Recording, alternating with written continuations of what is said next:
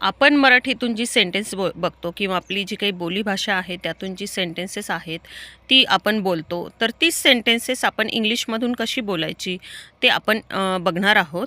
तर त्यामुळे आपल्याला इंग्लिश बोलण्यासाठी हेल्प होईल. ओके, तर चला आपल्या व्हिडिओला सुरुवात करूया. त्यामधलं फर्स्ट सेंटेन्स आहे तुला जावे लागेल. तुला जावे लागेल, तर ते इंग्लिशमधून कसं बोलणार आपण? You have to go. You have to go. Okay, next आहे ती सुंदर आहे. ती सुंदर आहे. ओहो, बघा, जर कोणी आपण कॉलेजेसचे दिवस आहेत किंवा जे कोणी कॉलेज पासआउट केलेलं आहे किंवा आत्ता कॉलेजला आहे त्यांना बघा असं कधी कधी असं होते की एक सुंदर मुलगी दिसली की आपण बोलतो हां ती सुंदर आहे. तर त्यासाठी इंग्लिशमधून कसं बोलणार आपण? She is beautiful. She is beautiful.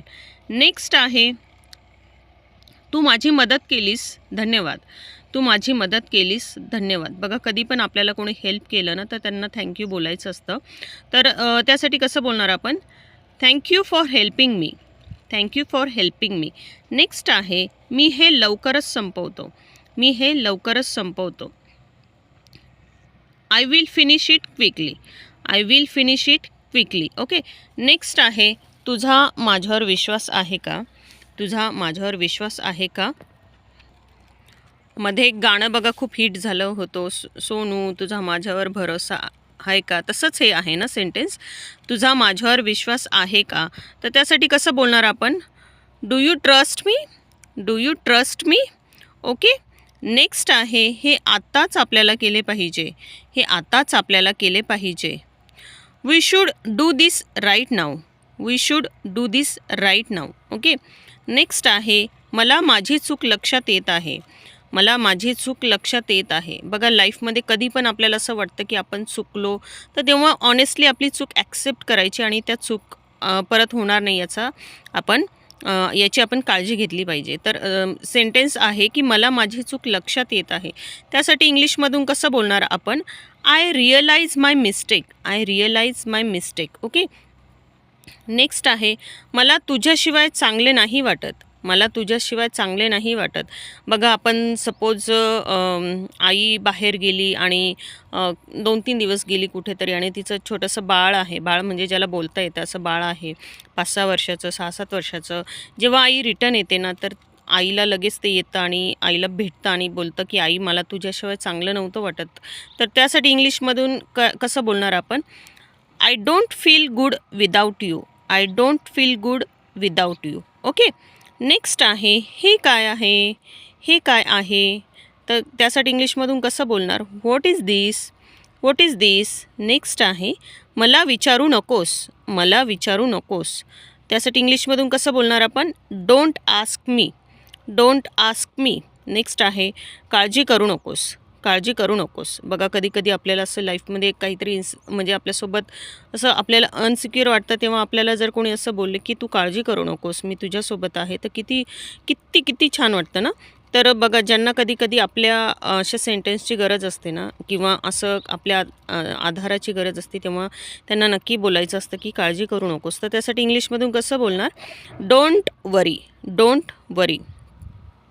Next आहे मला नाही माहीत. मला नाही माहीत. ते इंग्लिशमधून कसं बोलणार? I don't know. I don't know.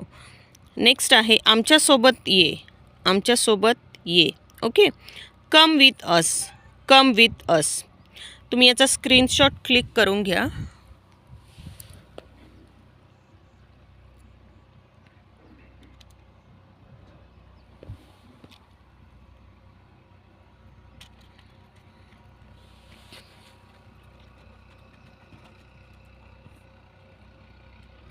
बघा, या व्यतिरिक्त आपल्याला काही रूल्स फॉलो करायचे आहेत ज्याने आपल्याला इंग्लिश शिकण्यासाठी खूप खूप हेल्प होणार आहे.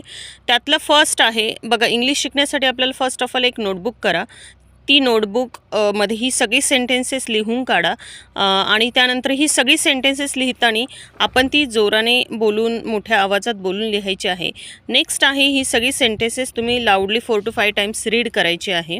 आणि त्यानंतर नेक्स्ट आहे की जेव्हा आपण कम्युनिकेशन करू, बोलू, तेव्हा ही सगळी सेंटेन्सेस आपण इंग्लिशमधूनच बोलायची आहेत. बघा, जेव्हा आपल्याला काही अडचण आली, काही आठवलं नाही, तर आपण त्यावेळेस Google करू शकता. पण मॅक्झिमम ट्राय करा की इंग्लिशमधूनच बोलण्याचा. ओके. आता याही व्यतिरिक्त काही टिप्स आहे ते तुम्ही फॉलो करू शकता. मी प्रत्येक व्हिडिओमध्ये सांगतच आहे. पण जे कोणी नवीन व्ह्युअर्स असतील त्यांना आपण हे ऐकलं पाहिजे त्यांनी, म्हणजे त्यांनाही सांगितलं गेलं पाहिजे. तर न्यूजपेपर तुम्ही ऐका, रोज प्रॅक्टिस करा न्यूजपेपर ऐकण्याची. सवय लावा, नॉट प्रॅक्टिस, सवय लावा रोज इंग्लिश न्यूजपेपर ऐकण्याची. त्यानंतर इंग्लिश सबटायटल असलेले सिरियल्स, मूव्हीज बघा. घरात छोटी मुलं असतील त्यांच्याशी इंग्लिशमध्ये बोला. मिररसमोर उभे राहा. मिररमध्ये रोजचं जे काही आपण केलं आहे, उद्या काही करणार आहे ते बोला स्वतःसोबतच. त्यानंतर इंग्लिश छोटी छोटी जी काही लहान मुलांची बुक्स असतात ती तुम्ही रीड करू शकता. त्यानंतर जेव्हा आपण विचार करतो ना, तेव्हा डोळे मस्तपैकी बंद करायचे आणि जेव्हा फ्री असतो तेव्हा डोळे मस्तपैकी बंद करायचे आणि इंग्लिशमधूनच विचार करायचा. बघा, सुरुवातीला काहीतरी वेगळं वाटेल, यार जमतंय नाही जमतंय, वेगळंच काहीतरी वाटतं आपण, पण मध्येच प्रयत्न सोडून नाही द्यायचे. तर ही कंटिन्युटी यामध्ये ठेवायची. बघा, चॅनेलवरती मी आजपर्यंत बरेचसे व्हिडिओज अपलोड केलेले आहेत. त्यामध्ये सेंटेन्सेस आहेत, ती सगळी सेंटेन्सेस तुम्ही लिहून काढा. रोज रोज रोज ती सेंटेन्सेस 4 to 5 टाईम्स रीड करायची आहेत. आणि बघा, मी चॅनलला काही म्युझिक नाही, काही इमेजेसचा इफेक्ट नाही, काही नाही. एकदम सिम्पल चॅनल ठेवलेलं आहे, कारण माझा एक ऑनेस्ट एवढंच हेतू आहे की इंग्लिश जे काय आहे ती शिकायची आहे आपल्याला, आणि यामागे काहीही दुसरा टाईम वेस्ट करण्यात मी बिलीव नाही केलेला. त्यामुळे मी फक्त रोज जे काही सेंटेन्स आहे ते लिहून काढते, शूट करते आणि ॲज इट इज तुमच्यापर्यंत ते पोहोचवते. चॅनलवरती नवीन असेल तर, चॅनलला आवडलं असेल तर चॅनलला सबस्क्राईब करा, लाईक करा, शेअर करा. ज्यांनी कोणी चॅनलला सबस्क्राईब केलेलं आहे, लाईक शेअर केलेलं आहे, त्यांचे खूप खूप धन्यवाद. आपल्या फॅमिलीमध्ये जोडले गेलो आहोत त्याबद्दल. आणि इंग्लिश बोलत राहा. भेटूयात पुढच्या व्हिडिओमध्ये. बाय.